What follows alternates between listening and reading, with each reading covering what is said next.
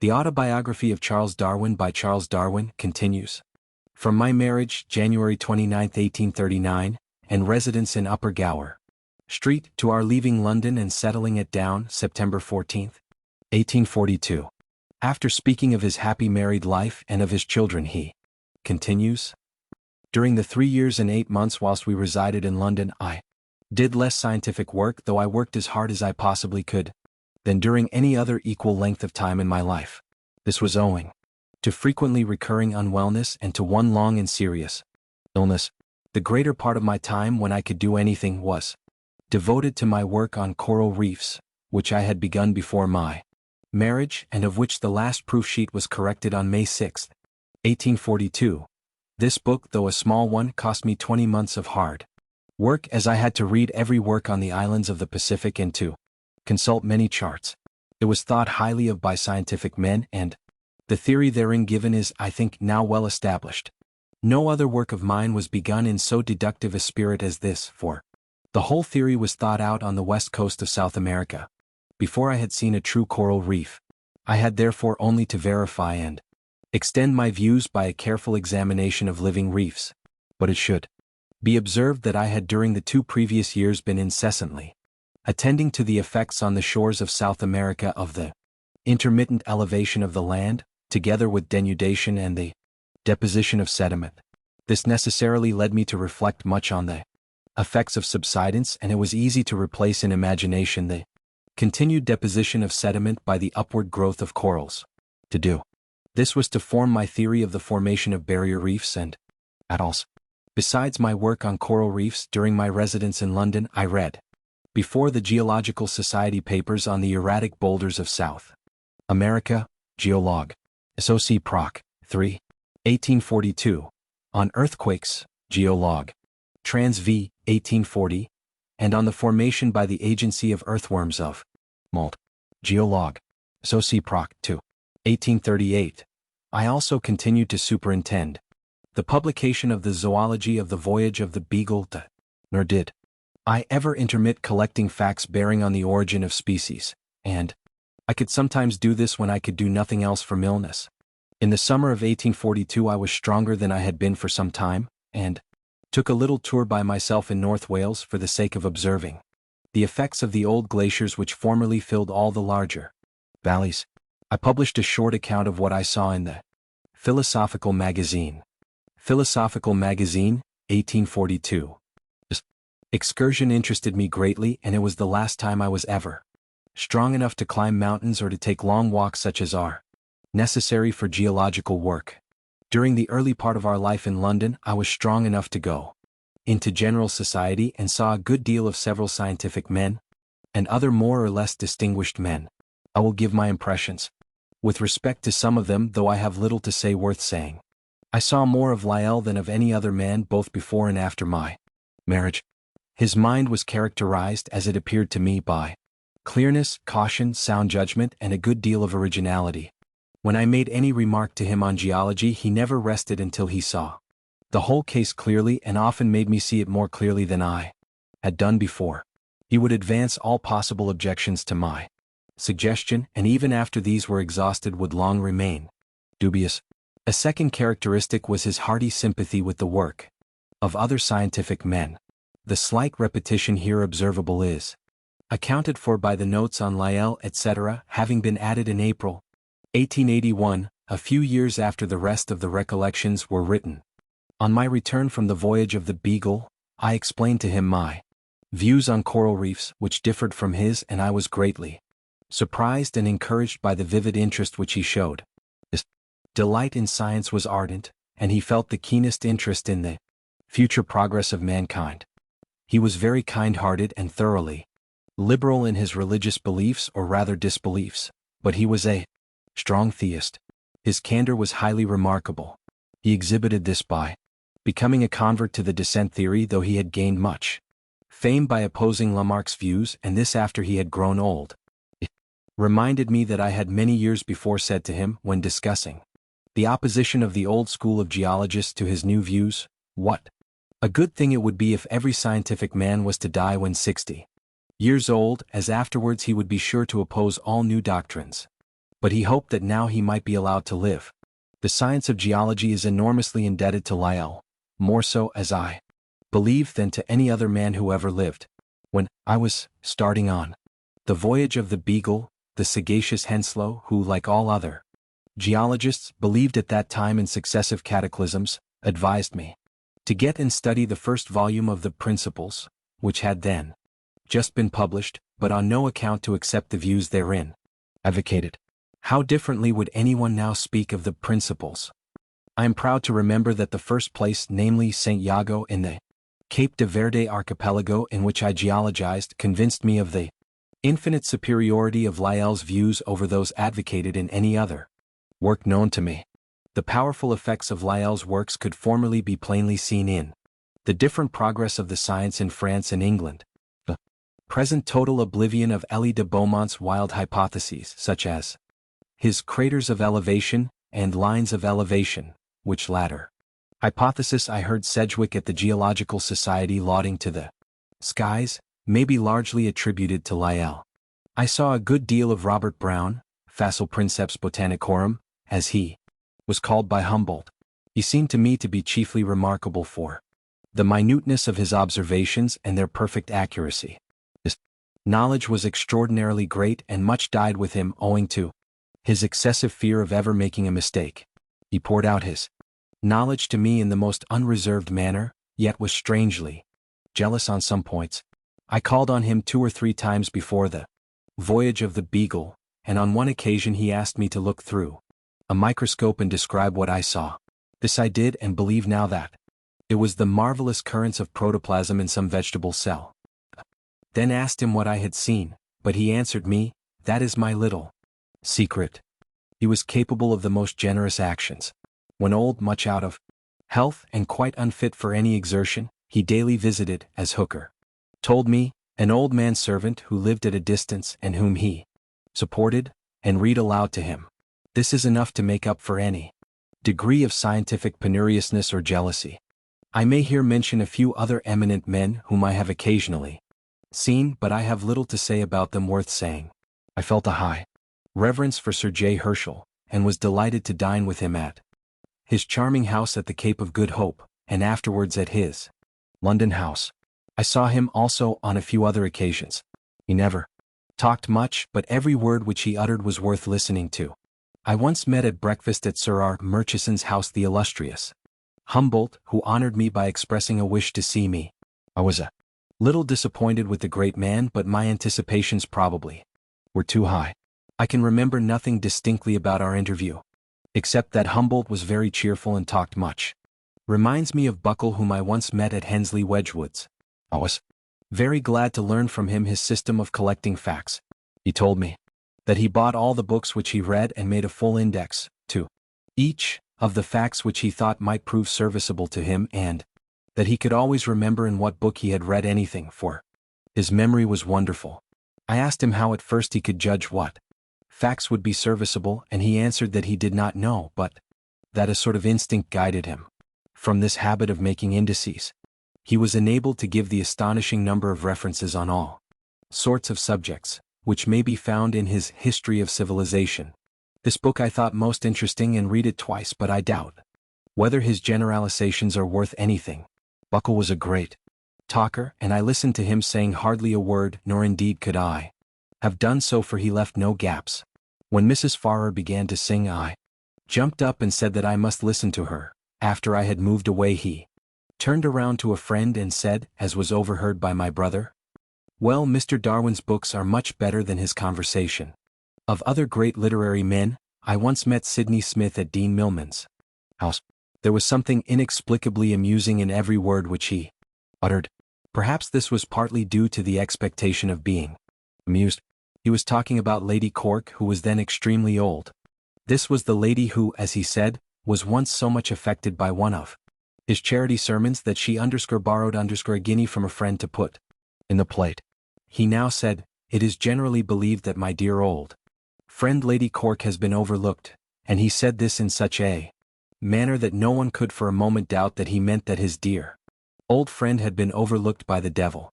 How he managed to express this I know not.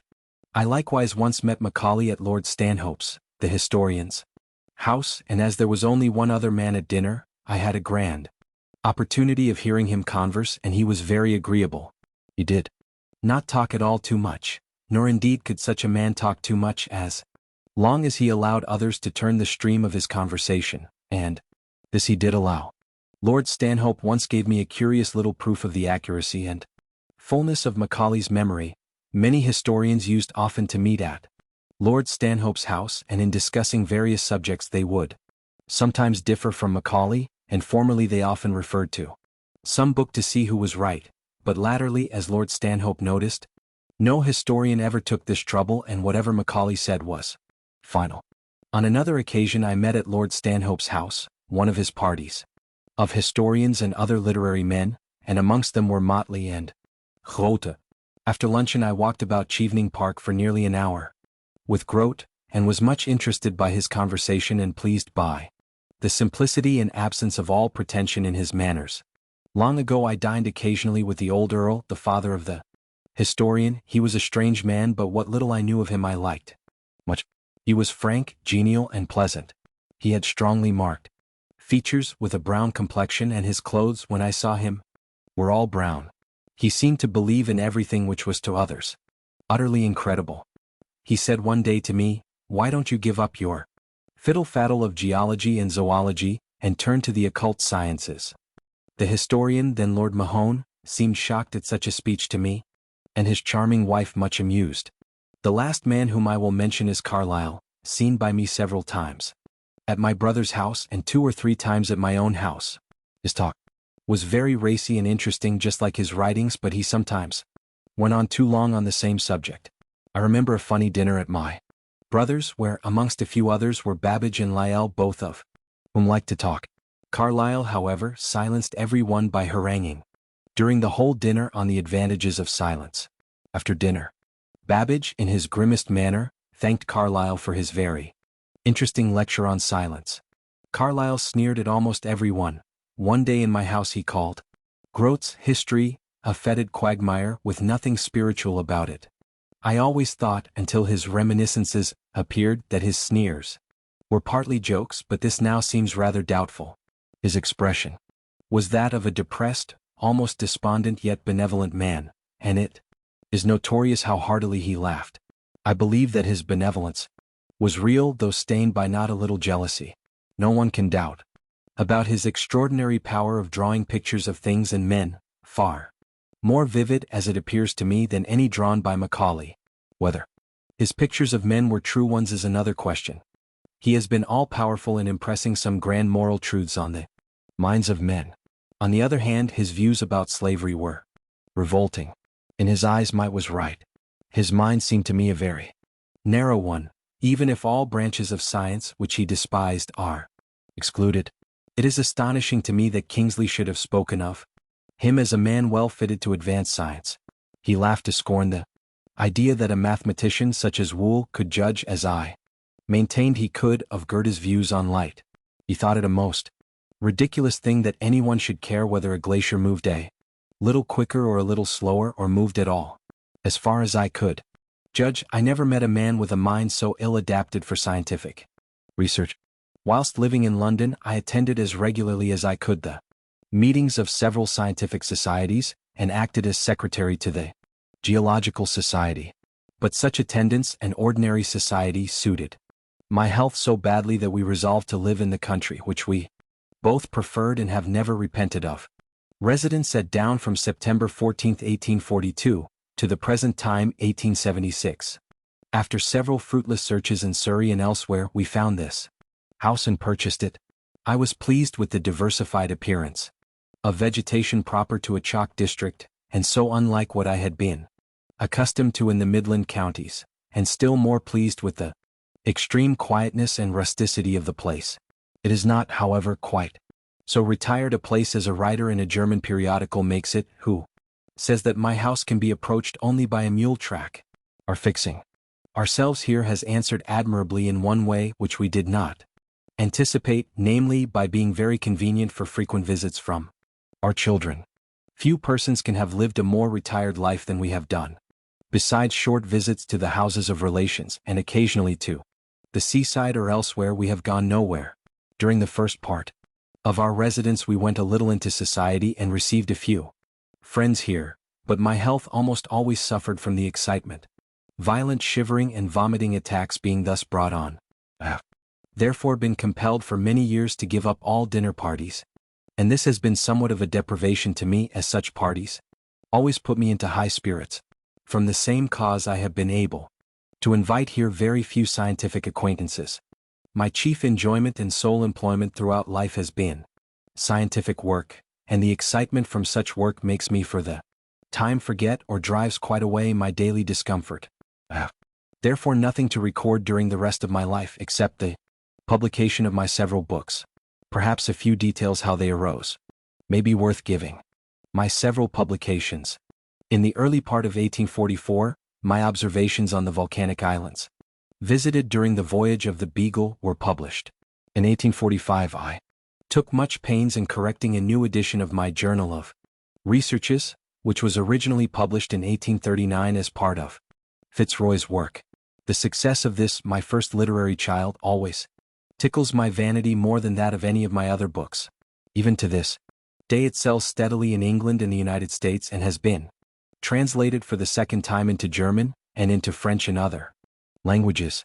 This success of a book of travels, especially of a scientific one so many years after its first publication, is surprising. 10,000 copies have been sold in England of the second edition. In 1846 my Geological Observations on South America were published. I record in a little diary which I have always kept, that my 3 geological books, coral reefs included, consumed 4.5 years steady work, and now it is 10 years since my return to England. How much time have I lost by illness? I have nothing to say about these 3 books except that to my surprise new editions have lately been called for. Geological Observations, 2nd edit. 1876. Coral Reefs, 2nd edit. 1874. In October 1846, I began to work on Cirripedia. When on the coast of Chile I found a most curious form which burrowed into the shells of Concholepas, and which differed so much from all other cirripedes that I had to form a new suborder for its sole reception. Lately an allied burrowing genus has been found on the shores of Portugal. To understand the structure of my new cirripede I had to examine and dissect many of the common forms, and this gradually led me on to take up the whole group. I worked steadily on this subject for the next 8 years and ultimately published 2 thick volumes, published by the Ray Society, describing all the known living species, and 2 thin quartos on the extinct species. I do not doubt that Sir E. Lytton Bulwer had me in his mind when he introduced in one of his novels a Professor Long, who had written 2 huge volumes on limpets. Although I was employed during 8 years on this work, yet I record in my diary that about 2 years out of this time was lost by illness.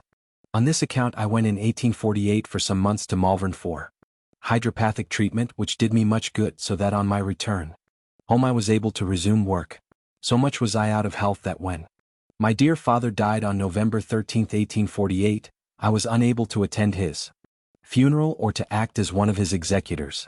My work on the Cirripedia possesses, I think, considerable value, as, besides describing several new and remarkable forms, I made out the homologies of the various parts. I discovered the cementing apparatus, though I blundered dreadfully about the cement glands, and lastly I proved the existence in certain genera of minute males complemental to and parasitic on the hermaphrodites. This latter discovery has at last been fully confirmed, though at one time a German writer was pleased to attribute the whole account to my fertile imagination. The cirripedes form a highly varying and difficult group of species to class, and my work was of considerable use to me when I had to discuss in the Origin of Species the principles of a natural classification. Nevertheless, I doubt whether the work was worth the consumption of so much time. From September 1854 I devoted my whole time to arranging my huge pile of notes, to observing and to experimenting in relation to the transmutation of species. During the voyage of the Beagle, I had been deeply impressed by discovering in the Pampean Formation great fossil animals covered with armor like that on the existing armadillos. Secondly, by the manner in which closely allied animals replace one another in proceeding southwards over the continent, and thirdly, by the South American character of most of the productions of the Galapagos archipelago, and more especially by the manner in which they differ slightly on each island of the group, none of the islands appearing to be very ancient in a geological sense. It was evident that such facts as these, as well as many others, could only be explained on the supposition that species gradually become modified, and the subject haunted me. But it was equally evident that neither the action of the surrounding conditions, nor the will of the organisms, especially in the case of plants, could account for the innumerable cases in which organisms of every kind are beautifully adapted to their habits of life, for instance a woodpecker or a tree frog to climb trees, or a seed for dispersal by hooks or plumes. Had always been much struck by such adaptations, and until these could be explained it seemed to me almost useless to endeavor to prove by indirect evidence that species have been modified. After my return to England it appeared to me that by following the example of Lyell in geology, and by collecting all facts which bore in any way on the variation of animals and plants under domestication and nature, some light might perhaps be thrown on the whole subject. My first notebook was opened in July 1837. I worked on true Baconian principles, and without any theory collected facts on a wholesale scale, more especially with respect to domesticated productions, by printed inquiries, by conversation with skillful breeders and gardeners, and by extensive reading. When I see the list of books of all kinds, which I read and abstracted, including whole series of journals and transactions, I am surprised at my industry. I soon perceived that selection was the keystone of man's success in making useful races of animals and plants. But how selection could be applied to organisms living in a state of nature remained for some time a mystery to me. In October 1838, that is, 15 months after I had begun my systematic inquiry, I happened to read for amusement Malthus on population, and being well prepared to appreciate the struggle for existence which everywhere goes on from long-continued observation of the habits of animals and plants, it at once struck me that under these circumstances favorable variations would tend to be preserved, and unfavorable ones to be destroyed. The result of this would be the formation of new species. Here then I had at last got a theory by which to work, but I was so anxious to avoid prejudice, that I determined not for some time to write even the briefest sketch of it. In June 1842 I first allowed myself the satisfaction of writing a very brief abstract of my theory in pencil in 35 pages, and this was enlarged during the summer of 1844 into one of 230 pages, which I had fairly copied out and still possess. But at that time I overlooked one problem of great importance, and it is astonishing to me, except on the principle of Columbus and his egg, how I could have overlooked it and its solution. This problem is the tendency in organic beings descended from the same stock to diverge in character as they become modified. That they have diverged greatly is obvious from the manner in which species of all kinds can be classed under genera, genera under families, families under suborders, and so forth, and I can remember the very spot in the road whilst in my carriage, when to my joy the solution occurred to me, and this was long after I had come to Down.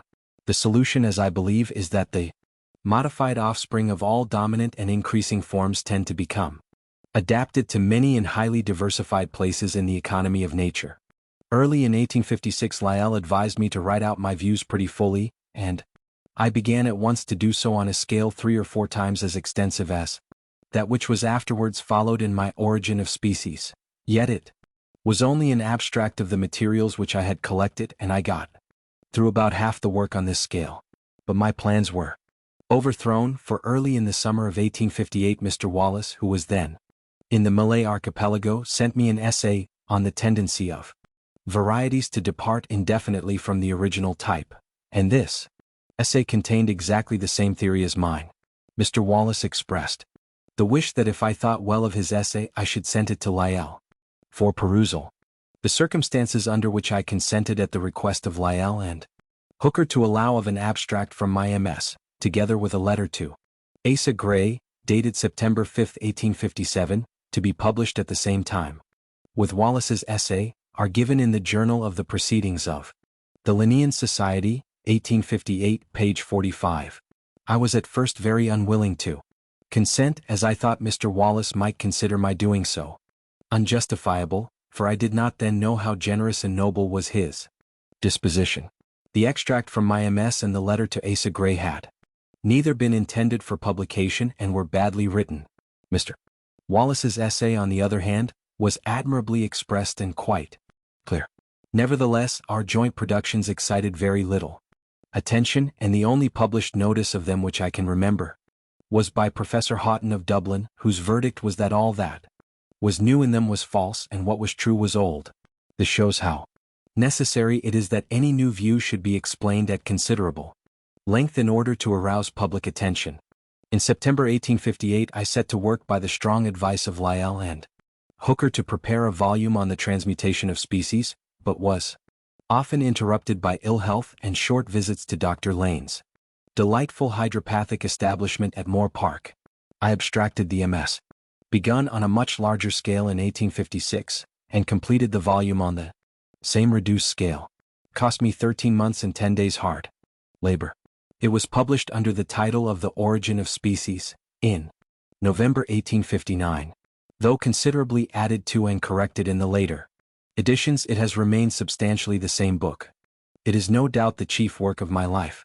It was from the first highly successful. The first small edition of 1250 copies was sold on the day of publication, and a second edition of 3,000 copies soon afterwards. 16,000 copies have now, 1876, been sold in England, and, considering how stiff a book it is, this is a large sale. It has been translated into almost every European tongue, even into such languages as Spanish, Bohemian, Polish, and Russian. It has also, according to Miss Bird, been translated into Japanese. Miss Bird is mistaken, as I learned from Professor Mitsukuri.fd, and is there much studied. Even an essay in Hebrew has appeared on it, showing that the theory is contained in the Old Testament. The reviews were very numerous. For some time I collected all that appeared on The Origin and on my related books, and these amount, excluding newspaper reviews, to 265. But after a time I gave up the attempt in despair. Many separate essays and books on the subject have appeared, and in Germany a catalogue or bibliography on Darwinismus has appeared every year or two.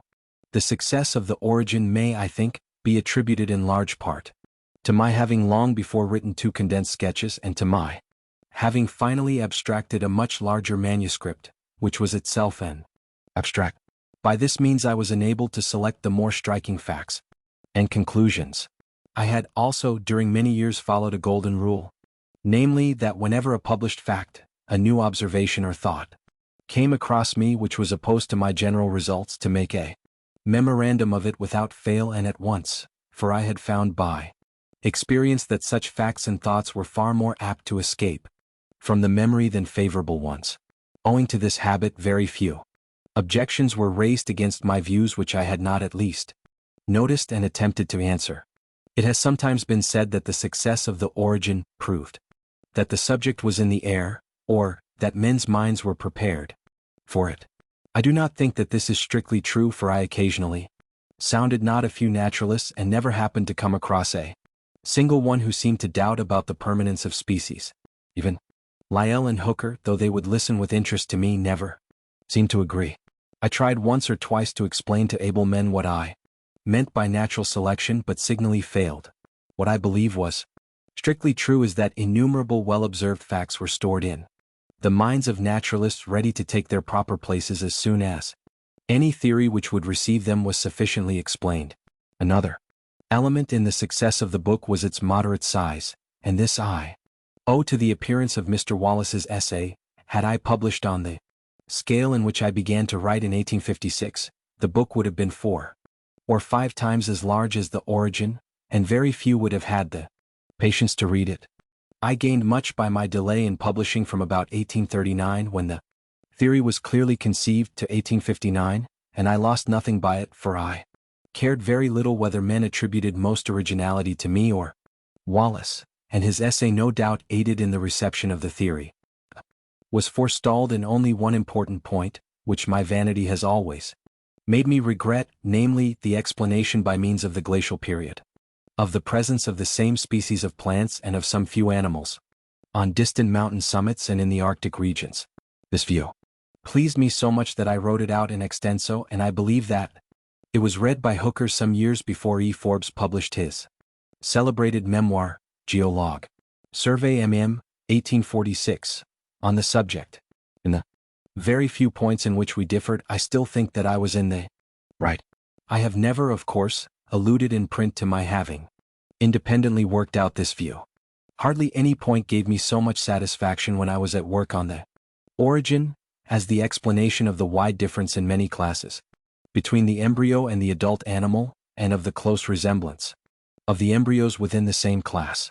No notice of this point was taken, as far as I remember, in the early reviews of the origin, and I recollect expressing my surprise on this head in a letter to Asa Gray.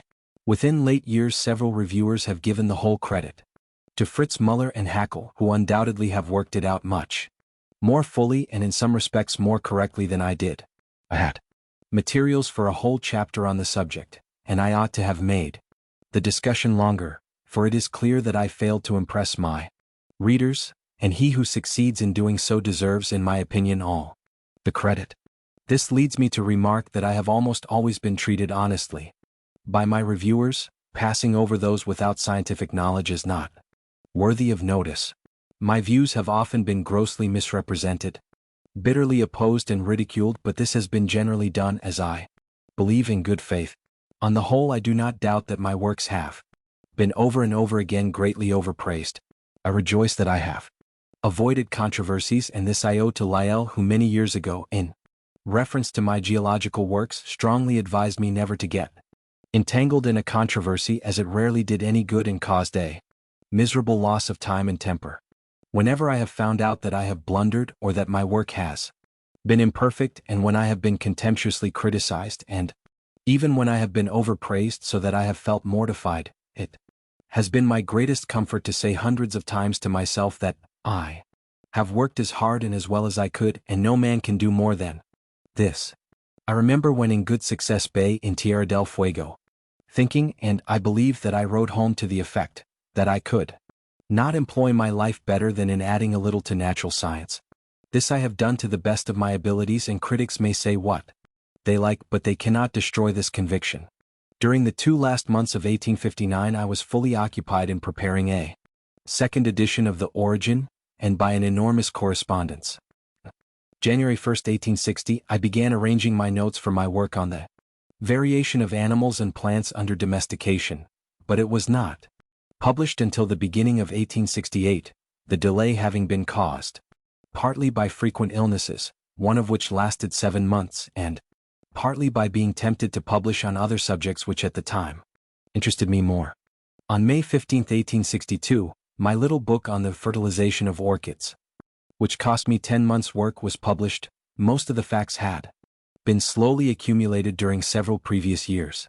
During the summer of 1839, and I believe during the previous summer, I was led to attend to the cross-fertilization of flowers by the aid of insects, from having come to the conclusion in my speculations on the origin of species, that crossing played an important part in keeping specific forms constant. I attended to the subject more or less during every subsequent summer, and my interest in it was greatly enhanced by having procured and read in November 1841, through the advice of Robert Brown, a copy of C.K. Sprengel's wonderful book, Das entdeckte Geheimnis der Natur. For some years before 1862 I had specially attended to the fertilization of our British orchids, and it seemed to me the best plan to prepare as complete a treatise on this group of plants as well as I could, rather than to utilize the great mass of matter which I had slowly collected with respect to other plants. My resolve proved a wise one, for since the appearance of my book a surprising number of papers and separate works on the fertilization of all kinds of flowers have appeared, and these are far better done than I could possibly have effected. The merits of poor old Sprengel, so long overlooked, are now fully recognized many years after his death. During the same year I published in the Journal of the Linnean Society a paper on the 2 forms or dimorphic condition of primula, and during the next 5 years, 5 other papers on dimorphic and trimorphic plants. I do not think anything in my scientific life has given me so much satisfaction as making out the meaning of the structure of these plants. I had noticed in 1838 or 1839 the dimorphism of linum flavum and had at first thought that it was merely a case of unmeaning variability. But on examining the common species of Primula I found that the two forms were much too regular and constant to be thus viewed. I therefore became almost convinced that the common cowslip and primrose were on the high road to become dioecious, that the short pistil in the one form and the short stamens in the other form were tending towards abortion. The plants were therefore subjected under this point of view to trial, but as soon as the flowers with short pistils fertilized with pollen from the short stamens were found to yield more seeds than any other of the four possible unions, the abortion theory was knocked on the head. After some additional experiment, it became evident that the two forms, though both were perfect hermaphrodites, bore almost the same relation to one another as do the two sexes of an ordinary animal. With Lythrum we have the still more wonderful case of three forms standing in a similar relation to one another. I afterwards found that the offspring from the union of two plants belonging to the same forms presented a close and curious analogy with hybrids from the union of two distinct species. In the autumn of 1864 I finished a long paper on climbing plants, and sent it to the Linnean Society. The writing of this paper cost me 4 months, but I was so unwell when I received the proof sheets that I was forced to leave them very badly and often obscurely expressed. The paper was little noticed, but when in 1875 it was corrected and published as a separate book it sold well. I was led to take up this subject by reading a short paper by Asa Gray, published in 1858.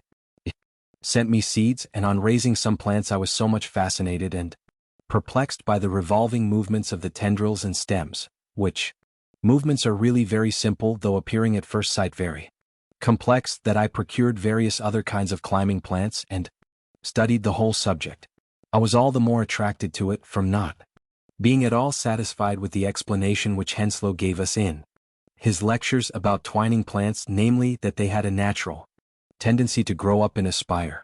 This explanation proved quite erroneous. Some of the adaptations displayed by climbing plants are as beautiful as those of orchids for ensuring cross-fertilization. My Variation of Animals and Plants Under Domestication was begun, as already stated, in the beginning of 1860, but was not published until the beginning of 1868. It was a big book and cost me 4 years and 2 months hard labor. It gives all my observations and an immense number of facts collected from various sources about our domestic productions. In the second volume the causes and laws of variation, inheritance, etc., are discussed as far as our present state of knowledge permits. Towards the end of the work I give my well-abused hypothesis of pangenesis.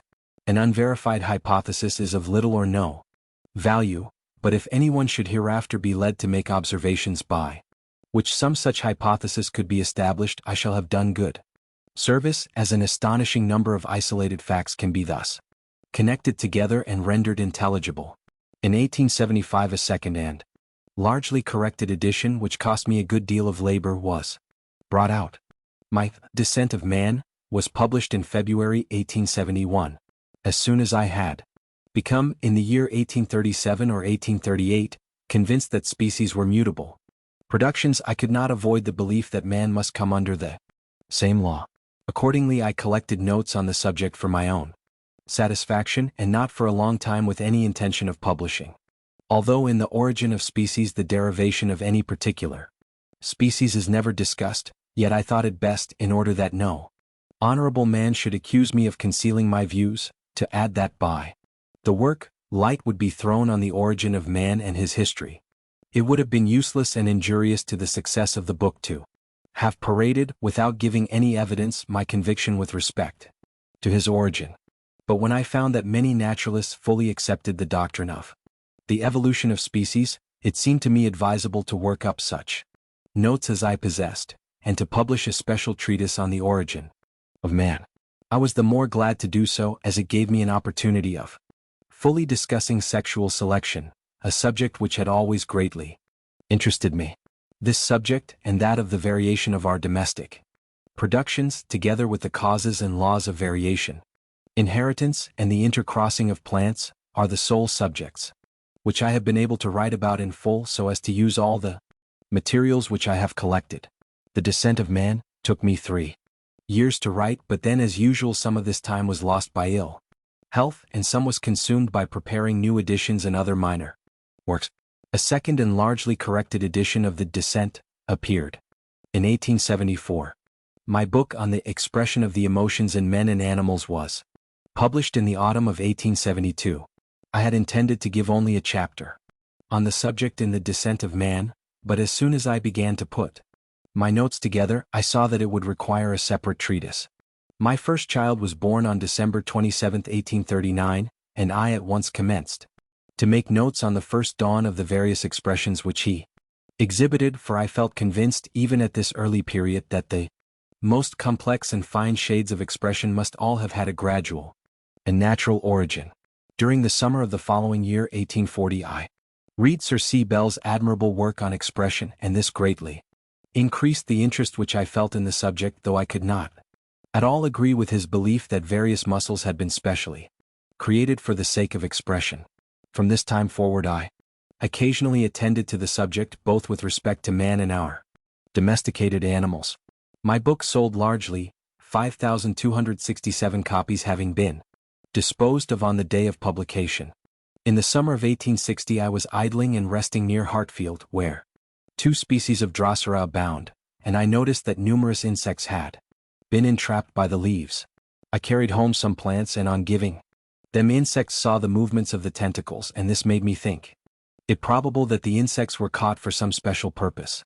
Fortunately, a crucial test occurred to me, that of placing a large number of leaves in various nitrogenous and non-nitrogenous fluids of equal density, and as soon as I found that the former alone excited energetic movements, it was obvious that here was a fine new field for investigation. During subsequent years, whenever I had leisure, I pursued my experiments, and my book on insectivorous plants was published in July 1875, that is, 16 years after my first observations. The delay in this case, as with all my other books, has been a great advantage to me, for a man after a long interval can criticize his own work almost as well as if it were that of another person. The fact that a plant should secrete, when properly excited, a fluid containing an acid and ferment closely analogous to the digestive fluid of an animal, was certainly a remarkable discovery. During this autumn of 1876 I shall publish on the effects of cross and self-fertilization in the vegetable kingdom. This book will form a complement to that on the fertilization of orchids, in which I showed how perfect were the means for cross-fertilization, and here I shall show how important are the results. I was led to make, during 11 years, the numerous experiments recorded in this volume by a mere accidental observation, and indeed it required the accident to be repeated before my attention was thoroughly aroused to the remarkable fact that seedlings of self-fertilized parentage are inferior, even in the first generation, in height and vigor to seedlings of cross-fertilized parentage. I hope also to republish a revised edition of my book on orchids, and hereafter my papers on dimorphic and trimorphic plants, together with some additional observations on allied points which I never have had time to arrange. My strength will then probably be exhausted, and I shall be ready to exclaim, Nunc dimittis. Written May 1, 1881. The Effects of Cross and Self-Fertilization was published in the autumn of 1876, and the results there arrived at explain, as I believe, the endless and wonderful contrivances for the transportal of pollen from one plant to another of the same species. I now believe, however, chiefly from the observations of Hermann Müller, that I ought to have insisted more strongly than I did on the many adaptations for self-fertilization, though I was well aware of many such adaptations. Much enlarged edition of my Fertilization of Orchids was published in 1877. In this same year, The Different Forms of Flowers, etc., appeared, and in 1880 a second edition. This book consists chiefly of the several papers on heterostyled flowers originally published by the Linnean Society, corrected with much new matter added, together with observations on some other cases in which the same plant bears 2 kinds of flowers. As before remarked, no little discovery of mine ever gave me so much pleasure as the making out the meaning of heterostyled flowers. The results of crossing such flowers in an illegitimate manner I believe to be very important as bearing on the sterility of hybrids, although these results have been noticed by only a few persons. In 1879, I had a translation of Dr. Ernst Krauss's Life of Erasmus Darwin published, and I added a sketch of his character and habits from material in my possession. Many persons have been much interested by this little life, and I am surprised that only 800 or 900 copies were sold. In 1880 I published, with my son Frank's assistance, Our Power of Movement in Plants. This was a tough piece of work. The book bears somewhat the same relation to my little book on climbing plants, which cross-fertilization did to the fertilization of orchids, for, in accordance with the principle of evolution, it was impossible to account for climbing plants having been developed in so many widely different groups unless all kinds of plants possess some slight power of movement of an analogous kind. This I proved to be the case, and I was further led to a rather wide generalization, viz., that the great and important classes of movements excited by light, the attraction of gravity, etc., are all modified forms of the fundamental movement of circumnutation. It has always pleased me to exalt plants in the scale of organized beings, and I therefore felt an especial pleasure in showing how many and what admirably well-adapted movements the tip of a root possesses. I have now, May 1, 1881, sent to the printers the MS of a little book on the formation of vegetable mold through the action of worms. This is a subject of but small importance, and I know not whether it will interest any readers. Between November 1881 and February 1884, 8,500 copies have been sold. But it has interested me. It is the completion of a short paper read before the Geological Society more than 40 years ago, and has revived old geological thoughts. I have now mentioned all the books which I have published, and these have been the milestones in my life, so that little remains to be said. I am not conscious of any change in my mind during the last 30 years, excepting in one point presently to be mentioned, nor, indeed, could any change have been expected unless one of general deterioration. But my father lived to his 83rd year with his mind as lively as ever it was, and all his faculties undimmed, and I hope that I may die before my mind fails to a sensible extent.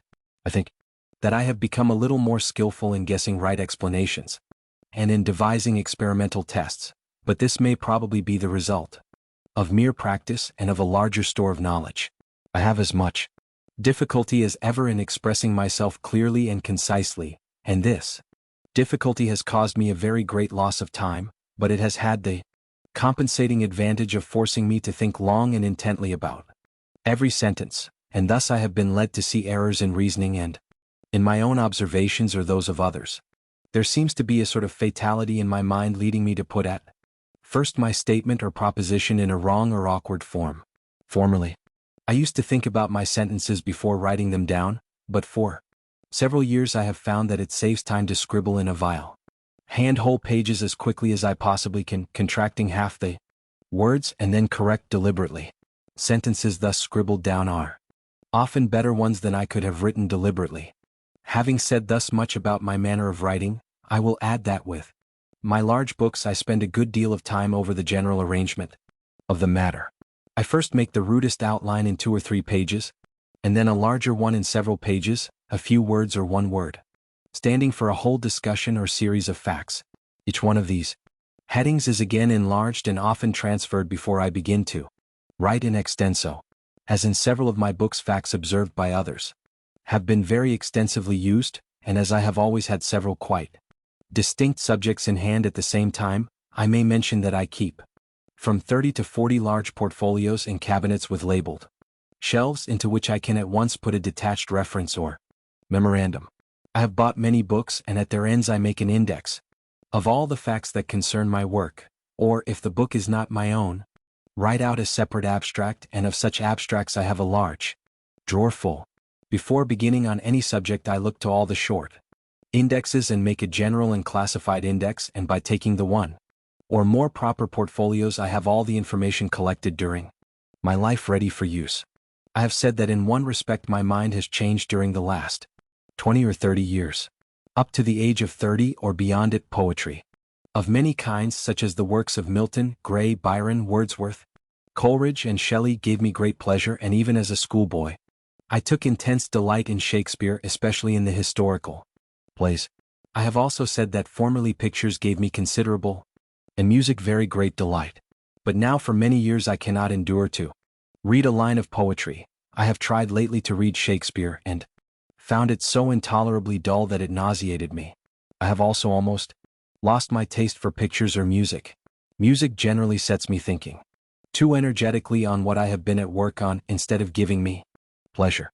I retain some taste for fine scenery, but it does not cause me the exquisite delight which it formerly did.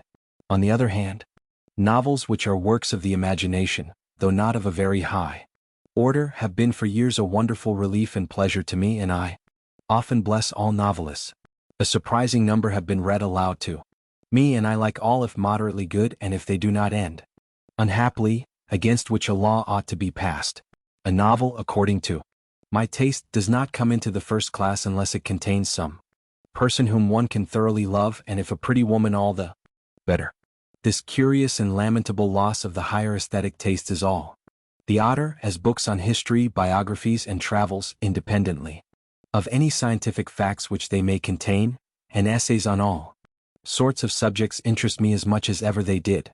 My mind seems to have become a kind of machine for grinding general laws out of large collections of facts, but why this should have caused the atrophy of that part of the brain alone on which the higher tastes depend, I cannot conceive.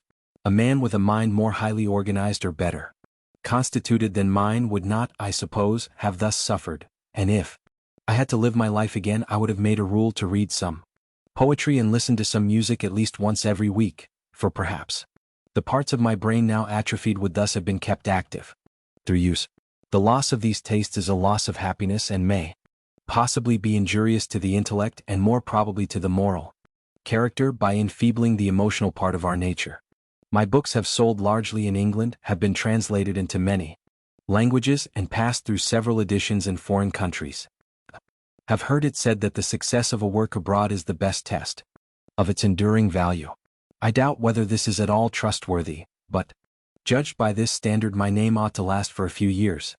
Therefore it may be worth while to try to analyze the mental qualities and the conditions on which my success has depended, though I am aware that no man can do this correctly.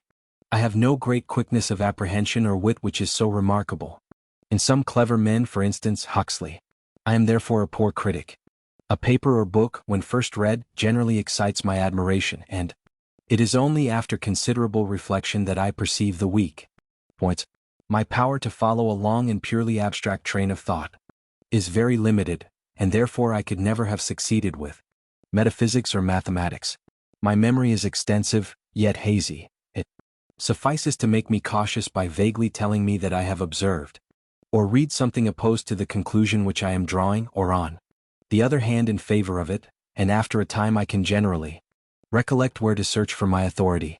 So poor in one sense is my memory that I have never been able to remember for more than a few days a single date or a line of poetry. Some of my critics have said, "Oh, he is a good observer, but he has no power of reasoning." I do not think that this can be true, for the origin of species is one long argument from the beginning to the end, and it has convinced not a few able men.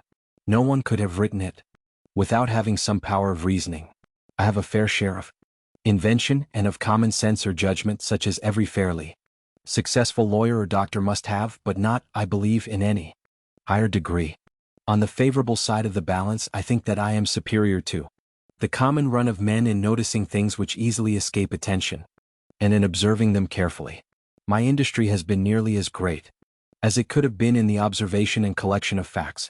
What is far more important, my love of natural science has been steady and ardent. This pure love has, however, been much aided by the ambition to be esteemed by my fellow naturalists. From my early youth I have had the strongest desire to understand or explain whatever I observed, that is, to group all facts under some general laws. These causes combined have given me the patience to reflect or ponder for any number of years over any unexplained problem. As far as I can judge, I am not apt to follow blindly the lead of other men. I have steadily endeavored to keep my mind free so as to give up any hypothesis, however much beloved, and I Cannot resist forming one on every subject, as soon as facts are shown, to be opposed to it. Indeed, I have had no choice but to act in this manner, for with the exception of the coral reefs I cannot remember a single first-formed hypothesis which had not after a time to be given up or greatly modified. This has naturally led me to distrust greatly deductive reasoning in the mixed sciences. On the other hand, I am not very skeptical, a frame of mind which I believe to be injurious to the progress of science. A good deal of skepticism in a scientific man is advisable to avoid much loss of time, but I have met with not a few men who, I feel sure, have often thus been deterred from experiment or observations which would have proved directly or indirectly serviceable. In illustration, I will give the oddest case which I have known. Gentleman who, as I afterwards heard, is a good local botanist, wrote to me from the eastern counties that the seed or beans of the common field bean had this year everywhere grown on the wrong side of the pod. I wrote back, asking for further information, as I did not understand what was meant, but I did not receive any answer for a very long time. I then saw in two newspapers, one published in Kent and the other in Yorkshire, paragraphs stating that it was a most remarkable fact that the beans this year had all grown on the wrong side. So I thought, there must be some foundation for so general a statement. Accordingly, I went to my gardener, an old Kentish man, and asked him whether he had heard anything about it, and he answered, "Oh no, sir, it must be a mistake, for the beans grow on the wrong side only on leap year, and this is not leap year." I then asked him how they grew in common years, and how on leap years, but soon found that he knew absolutely nothing of how they grew at any time, but he stuck to his belief. After a time I heard from my first informant, who, with many apologies, said that he should not have written to me had he not heard the statement from several intelligent farmers, but that he had since spoken again to every one of them, and not one knew in the least what he had himself meant. So that here a belief, if indeed a statement with no definite idea attached to it can be called a belief, had spread over almost the whole of England without any vestige of evidence. I have known in the course of my life only 3 intentionally falsified statements, and one of these may have been a hoax, and there have been several scientific hoaxes, which, however, took in an American agricultural journal. It related to the formation in Holland of a new breed of oxen by the crossing of distinct species of Bos, some of which I happen to know are sterile together, and the author had the impudence to state that he had corresponded with me, and that I had been deeply impressed with the importance of his result. The article was sent to me by the editor of an English agricultural journal, asking for my opinion before republishing it. A second case was an account of several varieties raised by the author from several species of primula, which had spontaneously yielded a full complement of seed, although the parent plants had been carefully protected from the access of insects. This account was published before I had discovered the meaning of heterostylism, and the whole statement must have been fraudulent, or there was neglect in excluding insects so gross as to be scarcely credible. The third case was more curious. Mr. Huth published in his book on consanguineous marriage some long extracts from a Belgian author who stated that he had interbred rabbits in the closest manner for very many generations without the least injurious effects. The account was published in a most respectable journal, that of the Royal Society of Belgium, but I could not avoid feeling doubts, I hardly know why, except that there were no accidents of any kind, and my experience in breeding animals made me think this very improbable. So with much hesitation I wrote to Professor Van Beneden, asking him whether the author was a trustworthy man. I soon heard in answer that the Society had been greatly shocked by discovering that the whole account was a fraud. The falseness of the published statements on which Mr. Huth relied has been pointed out by himself in a slip inserted in all the copies of his book, which then remained unsold. The writer had been publicly challenged in the journal to say where he had resided and kept his large stock of rabbits while carrying on his experiments, which must have consumed several years, and no answer could be extracted from him. My habits are methodical, and this has been of not a little use for my particular line of work. Lastly, I have had ample leisure from not having to earn my own bread. Even ill health, though it has annihilated several years of my life, has saved me from the distractions of society and amusement. Therefore my success as a man of science, whatever this may have amounted to has been determined as far as I can judge by complex and diversified mental qualities and conditions. Of these, the most important have been the love of science, unbounded patience and long reflecting over any subject, industry in observing and collecting facts, and a fair share of invention as well as of common sense. With such moderate abilities as I possess, it is truly surprising that I should have influenced to a considerable extent the belief of scientific men on some important points.